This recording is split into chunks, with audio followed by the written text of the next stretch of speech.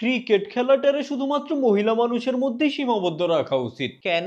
এমনিতেই ছোট্ট একটা বল, সেইটা আবার লাঠি সুটা দিয়ে খেলে, এমন খেলা মহিলা মানুষের বেলায় মানায়। পুরুষ মানুষের খেলা হলো ফুটবল। আমার ধারণা ফুটবল খেলাটাকে আদিম যুগ পর্যন্তই সীমাবদ্ধ রাখা উচিত ছিল। কেন?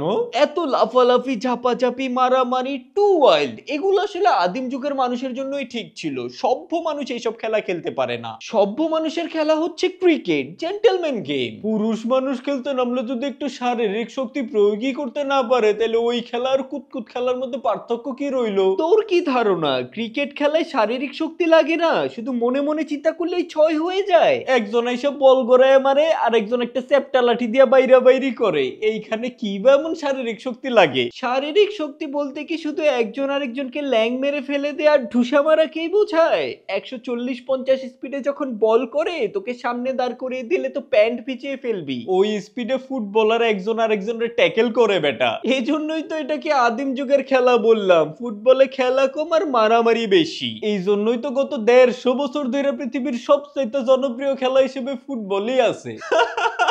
আর ক্রিকেট আছে গত 500 বছর ধরে। হ্যাঁ, ক্রিকেট শুধু 500 বছর ধরে আছেই, কিন্তু জনপ্রিয় আর হইতে পারলো না। জনপ্রিয়তা না থাকলে পুরো পৃথিবীতে ক্রিকেট নিয়ে এত ক্রেজ থাকতো নাকি? তোর পৃথিবী কি শুধু এশিয়া মহাদেশ পর্যন্তই নাকি রে? আর পুরো পৃথিবীতে যতগুলো দেশ ক্রিকেট খেলে তার দ্বিগুণ দল ফুটবল বিশ্বকাপের বাছাই পর্ব থেকেই বাদ পড়া যায়। আসলে ফুটবল খেলাটা একটু সহজ তো, তাই সব দেশই খেলতে পারে। ক্রিকেট খেলাটা তো এতটাও সহজ না, তাই সব দেশ খেলতেও পারে না। ক্রিকেট নাকি আবার সহজ না? প্লেয়ার 22 জন, কিন্তু মাঠে খেলে মাত্র 2 জন।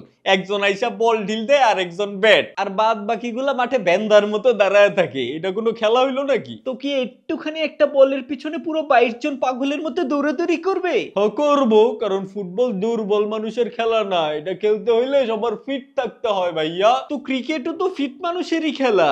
আইসিইউ থেকে উঠে আসা রোগী তো আর ক্রিকেট খেলে না। ক্রিকেট ফিট মানুষের খেলা। কোনোটা ভুঁড়িওয়ালা গোপাল ভাঁড়, তো কোনোটা ট্যাংটাঙ্গা মন্ত্রী। মাঠের দিকে তাকাইলে মনে হয় যেন কৃষ্ণচন্দ্রের রাজসভা উঠায় নিয়ে আসছে। কারণ ক্রিকেটের মধ্যে কোনো বৈষম্য করা হয় না।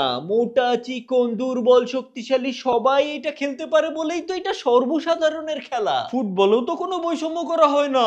মোটা, চিকন, দুর্বল, শক্তিশালী সবাই ফুটবল খেলা পছন্দ করে, কিন্তু এটা খেলতে পারে শুধুমাত্র আলফারাই।